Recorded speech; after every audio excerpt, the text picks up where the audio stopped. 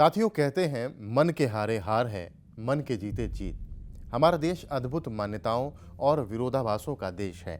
नमस्कार दोस्तों, आपके साथ मैं हूं रति शिवम त्रिवेदी। आपने देखा होगा कि बिल्ली के रास्ता काट जाने पर कई लोग रास्ता बदल देते हैं। रविवार बुधवार को सड़क पर पड़े नींबू मिर्च कुचल जाएं तो लोगों के मन में तमाम आशंकाएं आने लगती हैं। ऐसे ही तमाम मिथक आज भी हमारे समाज में गहरी जड़ें जमाए हुए हैं।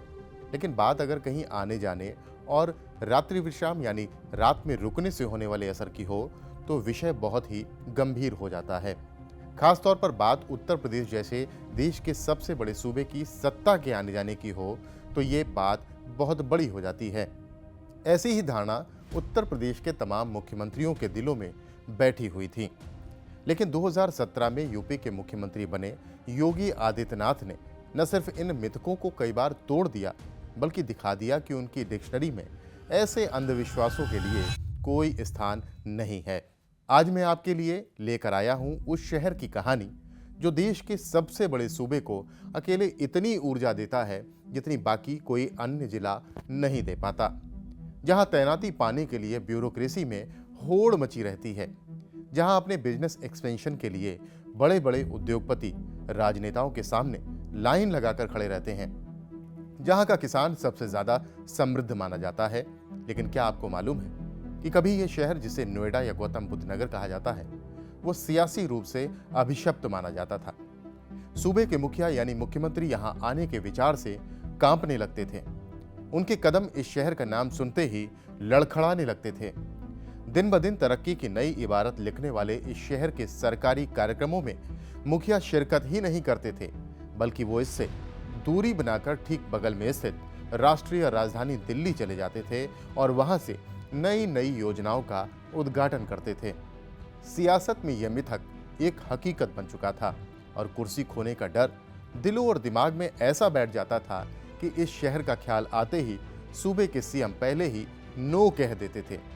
हालांकि यह कोई कोरी कल्पना ही नहीं थी, क्योंकि भूतकाल में हुए कुछ घटनाक्रम इसकी तरफ इशारा करते थे और यह शक बाद में स्थापित सत्य बन गया था। अब आप समझिए कि देश के सबसे बड़े सूबे उत्तर प्रदेश का वो जिला, वो शहर जिसने अपने दमखम का डंका पूरे देश में बजा रखा हो, लेकिन वहां जाने भर के ख्याल से सूबे के मुखिया के माथे पर पसीना आने लगे तो यह कितना अजीब होता होगा। एक दो नहीं, कई सीएम इस मिथक के मुंहपाश में ऐसा फंसे रहे कि वो यहां जाने की हिम्मत नहीं दिखा पाए। लेकिन पिछले कुछ दशक में एक परंपरा का रूप ले चुके इस घटनाक्रम में तब नया मोड़ आया जब सूबे को नया सीएम मिला, जिसने इस मिथक को न सिर्फ तोड़ा बल्कि बार बार तोड़ा और ये संदेश दिया कि कोई भी जगह अभिशप्त नहीं होती। विकास के नए आयाम गढ़ रहे शहर में अगर प्रदेश का मुखिया नहीं जाएगा तो ये संदेश ठीक नहीं। सियासत और कुर्सी के मुंह में पड़कर एक भ्रम से डरते रहना और अंधविश्वास के चक्कर में पड़े रहने से जनता के बीच अच्छा संदेश नहीं जाता। कि कोई मुख्यमंत्री यहां आ नहीं सकता है, उस मिथक को योगी जी ने बिना बोले अपने आचरण से सिद्ध कर दिया कि ये सब मान्यताएं गलत होती हैं। आधुनिक युग ऐसा हो नहीं सकता और इसलिए मैं योगी जी को हृदय से बधाई देता हूं। इस अभिशप्त परंपरा को 2017 से लेकर अब तक एक बार नहीं दर्जनों बार तोड़ा गया और उसे तोड़ा हिंदुत्व के ब्रांड एम्बेसडर योगी आदित्यनाथ ने। वे पहुंच गए यूपी के सबसे चमचमाते शहर में जिसे आज नोएडा कहते हैं। जी हां, ये कहानी उसी नोएडा की है जिसे लोग सपनों का शहर भी कहते हैं और जहां एक आम इंसान के लिए अपना आशियाना बना पाना बिल्कुल भी आसान नहीं है। मगर इन सबके बीच वो कौन कौन से सीएम रहे जिनके पैर बतौर मुख्यमंत्री रहते हुए नोएडा आने से पहले ही लड़खड़ाने लगते थे। कहा कुछ भी जाता रहा हो, लेकिन ये सभी जानते थे कि कुर्सी जाने का डर उन्हें इस जिले से दूर ही रखता था। तो क्या यूपी के मुख्यमंत्री के लिए नोएडा वाकई मनहूस रहा? क्या नोएडा जाने के बाद किसी सीएम की कुर्सी चली गई थी? वो कौन से सीएम थे जिन्होंने नोएडा जाने की हिम्मत दिखाई और उनकी कुर्सी छिन गई? वो कौन से सीएम थे जिन्होंने दिल्ली से नोएडा की योजनाओं का उद्घाटन किया? वो कौन से सीएम थे जिन्होंने नोएडा जाने की बात तो कही लेकिन गए नहीं? आपको सब कुछ बताएंगे। और ये भी बताएंगे कि देश की राजनीति में अपना लोहा मनवाने वाले जमीनी नेता कैसे इस मिथक को तोड़ नहीं पाए और इस अंधविश्वास के चलते अपने विपक्षियों के निशाने पर भी खूब रहे। नोएडा में बड़े बड़े कांड हो गए, लेकिन अंधविश्वास की बेड़ियों में जकड़े सियासी सूरमा राजधानी लखनऊ से ही दूरदर्शी निगाहों से सब कुछ देखते रहे और कानून व्यवस्था बनाए रखने के अधिकारियों को निर्देश देते रहे। जो नाम हम आपके सामने रखेंगे उन्हें आप सुनकर चौंक जाएंगे। जो नाम हम आपको बताएंगे वो सुनकर आप सोच में पड़ जाएंगे। जो नाम हम आपको बताएंगे वो सीएम रहते कभी इस शहर में नहीं गए। लेकिन सबसे पहले आपको वो तस्वीर दिखाते हैं जब हिंदुत्व के ब्रांड एम्बेसडर और उत्तर प्रदेश के मुख्यमंत्री योगी आदित्यनाथ अधिकारियों के मना करने के बावजूद नोएडा पहुंच गए। दरअसल साल 2017 में बीजेपी ने कई साल बाद यूपी की सत्ता में वापसी की। सीएम की रेस में बीजेपी के बड़े बड़े दिग्गजों की दावेदारी दिखी, लेकिन संघ और संगठन ने चौंकाने वाला नाम आगे बढ़ा दिया और यूपी की कमान गोरक्षपीठ के पीठाधीश्वर और गोरखपुर के सांसद योगी आदित्यनाथ को सौंप दी गई। केंद्र में मोदी और प्रदेश में योगी आदित्यनाथ ने यूपी के विकास को रफ्तार देने के लिए विकास की योजनाओं का खाका खींचा। इसी बीच बीजेपी को 2 सीटों से केंद्र की सत्ता तक पहुंचाने वाले पूर्व पीएम अटल बिहारी वाजपेयी के जन्मदिवस का मौका आ गया और प्रधानमंत्री मोदी ने 25 दिसंबर 2017 को दक्षिणी दिल्ली को नोएडा से जोड़ने वाली यूपी मेट्रो की मेजेंटा लाइन का उद्घाटन करने की योजना बनाई। बस यहीं पर अधिकारियों के हाथ पांव फूल गए और उन्होंने सीएम योगी आदित्यनाथ को याद दिलाया कि नोएडा जाना उनकी सियासत के लिए खतरे से खाली नहीं हो सकता। सीएम को यह भी बताया गया कि पिछले 29 सालों में यूपी के कई सीएम नोएडा जाने से परहेज करते आए हैं, मगर योगी आदित्यनाथ तो पहले ही तय कर चुके थे कि कुर्सी रहे या ना रहे, अंधविश्वास अब और नहीं चलेगा। उन्होंने अधिकारियों की एक नहीं सुनी और 23 दिसंबर 2017 को नोएडा पहुंचे और कार्यक्रम से पहले सभी तैयारियों का जायजा लिया। हालांकि इसके पीछे का एक कारण यह भी बताया गया कि सीएम योगी नाथ संप्रदाय से हैं और माना जाता है कि संत समाज किसी भी आडंबर से दूर रहता है और अंधविश्वास को नहीं मानता। शायद इसी वजह के चलते योगी अंधविश्वास को तोड़ने के लिए नोएडा गए। योगी नोएडा तब पहुंचे जब माना जाता था कि जब भी प्रदेश का कोई सीएम यहां आया वो दोबारा सत्ता में नहीं लौटा। पिछले 29 सालों से अंधविश्वास की यही धारणा चली आ रही थी। मायावती ने साल 2011 में इस अंधविश्वास को तोड़ने की कोशिश की, लेकिन साल 2012 के विधानसभा चुनाव में वो सत्ता में वापसी नहीं कर पाई। इससे पहले कई सीएम वहां गए और अपनी कुर्सी गंवा बैठे, जिसमें वीर बहादुर सिंह, नारायण दत्त तिवारी, कल्याण सिंह का नाम भी शामिल है। आपको बता दें कि 1988 में कांग्रेस के सीएम वीर बहादुर सिंह नोएडा गए थे, लेकिन उसके बाद उन्हें अपनी कुर्सी छोड़नी पड़ी थी। नोएडा अंधविश्वास के टोटके का असर राजनाथ सिंह पर भी दिखा था। यूपी का सीएम रहते हुए उन्होंने नोएडा में बने फ्लाईओवर का उद्घाटन राजधानी दिल्ली से किया था। यही नहीं, बड़े दबाव के बाद भी निठारी कांड में मुलायम सिंह यादव अपनी सरकार में नोएडा नहीं गए। इस बात पर बड़ी सियासी हायतौबा मची, लेकिन नोएडा का मिथक ही ऐसा था कि इसे तोड़ पाना नेताजी के लिए भी आसान नहीं था। 1999 में तत्कालीन सीएम राम प्रकाश गुप्ता जब नोएडा गए तो फिर दोबारा सीएम नहीं बन सके।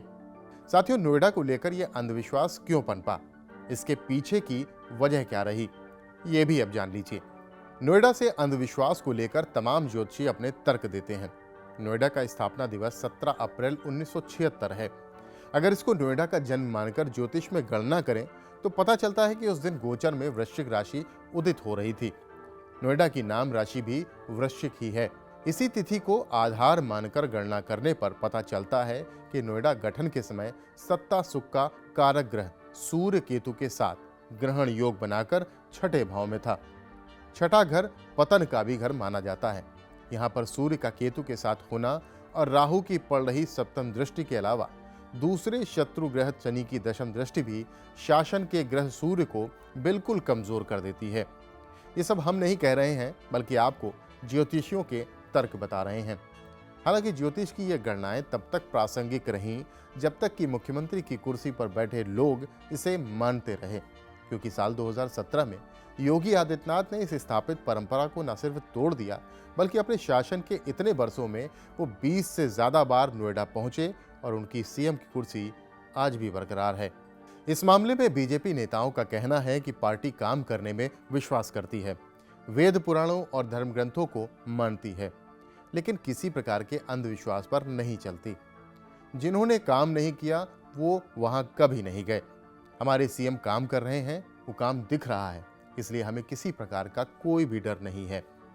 अब नोएडा से जुड़े अंधविश्वास के मामले में यूपी के कुछ नेताओं के बारे में जान लीजिए। बात करें समाजवादी पार्टी की, तो मुलायम सिंह जिंदगी भर इस मिथक को मानते रहे। जब बारी आई उनके बेटे अखिलेश यादव की, तो वे भी इसी राह पर चलते दिखे। मेरा व्यक्तिगत सवाल है, अगर बिल्ली रास्ता काटे तो मैं रुक जाता हूं। मैं मानता हूं, मैं उस धारणा को खत्म नहीं कर सकता। योगी के चिर प्रतिद्वंदी और यूपी के पूर्व सीएम अखिलेश यादव ने बतौर सीएम अप्रैल 2015 में लखनऊ स्थित अपने सरकारी आवास से नोएडा स्थित एक निजी यूनिवर्सिटी का शिलान्यास किया। इस मौके पर उन्होंने कहा था कि तमाम अंधविश्वासों के चलते नोएडा जाने पर पाबंदी है, इसीलिए लखनऊ से ही यूनिवर्सिटी की आधारशिला रख रहा हूं। पुराने लोगों ने इस तरह का अंधविश्वास फैलाया है, लेकिन मैं जल्द ही नोएडा जाकर इस अंधविश्वास को तोड़ूंगा, लेकिन अखिलेश ऐसा नहीं कर सके। बीते दिनों नोएडा पहुंचे सीएम योगी आदित्यनाथ ने इस बात का जिक्र भी खुलेआम किया। मुख्यमंत्री योगी ने कहा कि पहले कहा जाता था कि जो सीएम नोएडा का दौरा करता है वो दोबारा मुख्यमंत्री नहीं बन पाता। इस दौरान योगी ने पूर्व सांसद रमेश चंद तोमर की पुस्तक भारतवर्ष की स्वर्णाभार नरेंद्र मोदी का विमोचन किया। कार्यक्रम के दौरान सीएम ने बताया कि उन्होंने कैसे 3 अपशकुनों को तोड़ दिया। योगी ने नोएडा दौरे, आगरा के कथित भूतिया सर्किट हाउस और बिजनौर में रात में रुकने के अपशकुन को लेकर पूरा वाकया बताया। सीएम योगी ने कहा, गौतम बुद्ध नगर को लूट का अड्डा बना दिया गया था, वो बेईमानी का एक नया जरिया बन गया था। नोएडा को लेकर कहा जाता था कि अगर मुख्यमंत्री नोएडा जाएंगे तो दोबारा मुख्यमंत्री नहीं बन पाएंगे। गौतम बुद्ध नगर ये लूट का एक अड्डा था और कह दिया गया मुख्यमंत्री वहां जाएंगे दोबारा नहीं बन सकते मुख्यमंत्री। मैंने कहा तब तो जरूर जाऊंगा। ये बात सुनकर मैंने कहा था कि तब तो जरूर जाऊंगा। मुख्यमंत्री बनने के बाद मैं वहां गया। जो कल जाना है वो आज चला जाए, लेकिन जाऊंगा जरूर कि आखिर इसको अभिशाप क्यों बनाया गया। तब मुझे पता लगा कि ये तो जो लोग लूट खसोट करने वाले थे उन्होंने ये फ्रॉड कर दिया। ऐसा नहीं है कि नोएडा को ही अभिशप्त होने का श्राप मिला हुआ था, बल्कि 2 और जिले बिजनौर और आगरा को लेकर भी बड़ा भ्रम था।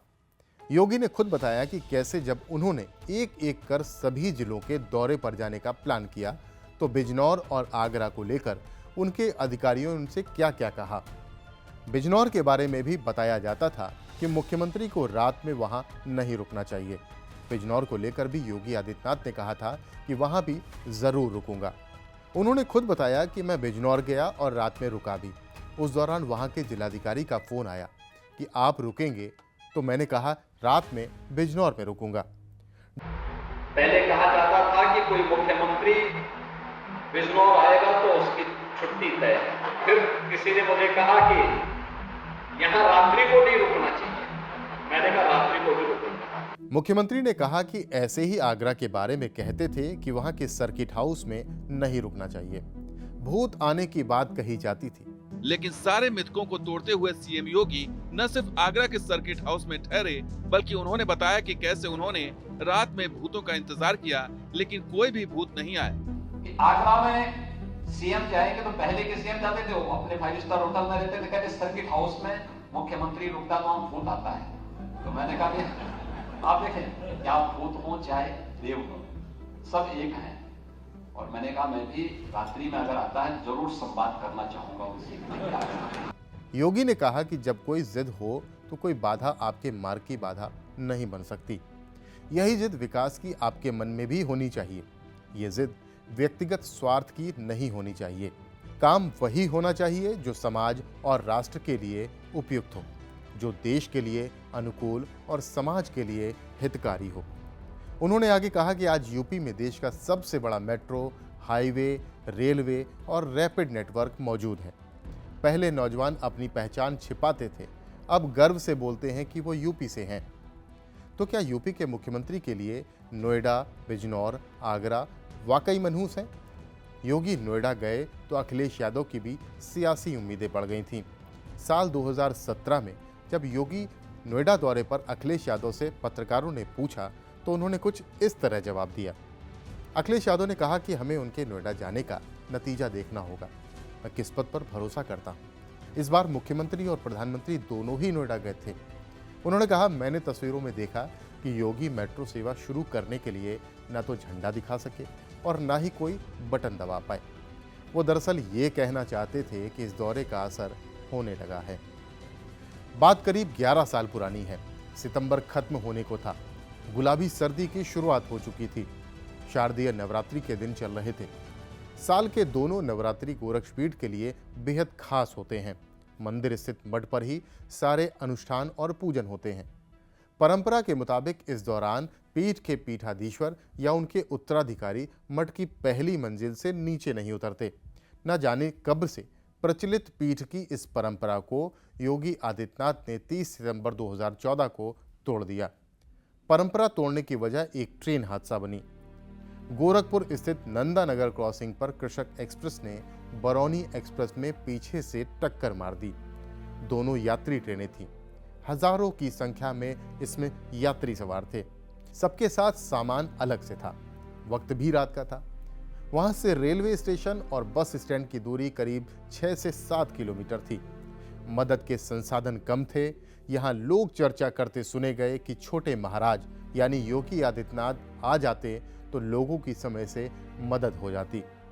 ये बात योगी तक पहुंच गई। स्थिति की गंभीरता का उनको एहसास हुआ और परंपरा तोड़कर वो मठ से नीचे उतरे और दुर्घटना स्थल की ओर रवाना हो गए। जानकारी मिलते ही हजारों समर्थक भी वहां पहुंच गए। प्रशासन भी सक्रिय हो गया।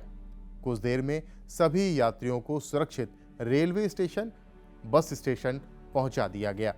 यही नहीं, जिस अयोध्या के नाम से राजनीतिक दलों को करंट लगता था, वहां बार बार जाकर सीएम योगी ने साबित किया कि पहले की तरह वह अयोध्या के हैं और अयोध्या उनकी।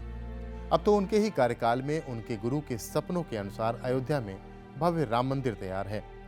मंदिर निर्माण के साथ विभिन्न परियोजनाओं के जरिए अयोध्या का कायाकल्प भी हो रहा है। आने वाले कुछ सालों में अयोध्या का शुमार धार्मिक लिहाज से दुनिया के सबसे खूबसूरत धार्मिक पर्यटन स्थलों में होगा। योगी आदित्यनाथ की यही मंशा भी है। बार बार इसकी वो चर्चा करते हैं। मार्च 2017 में मुख्यमंत्री बनने के बाद से सीएम योगी विकास परियोजनाओं के शिलान्यास, लोकार्पण, समीक्षा बैठकों के लिए करीब 20 बार नोएडा जा चुके हैं। तो साथियों, आपने देखी अंधविश्वास को चीरती हुई विकास के पथ पर चलने वाली यूपी के मुख्यमंत्री योगी आदित्यनाथ से जुड़ी ये कहानी। दरअसल अंधविश्वास और अभिशप्त परंपराएं तब जन्म लेती हैं जब मानसिक तौर पर आप कमजोर होते हैं। हमने शुरुआत में आपको बताया था कि अपने देश में तो कई लोग सड़क पर पड़े नींबू मिर्च को कुचलने में डर जाते हैं, लेकिन उनमें कई बिरले ऐसे होते हैं जो इस सब की परवाह किए बगैर आगे बढ़ जाते हैं।